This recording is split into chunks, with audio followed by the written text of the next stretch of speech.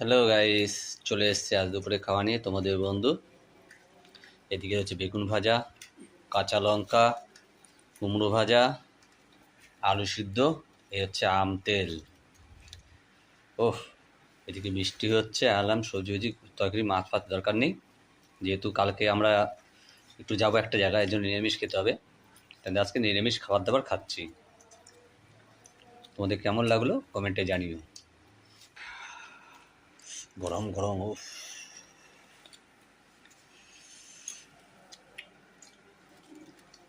বাবা বা কেমন হয়েছে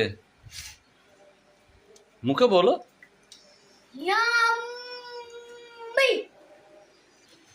ওহ, আমার তো এবার খাবারটা মিশে দিই দারুণ, একদম জমে উঠলো দুপুরে খাওয়াটা। দুর্দান্ত খাওয়া, লাস্টে কুমড়ো ছিল।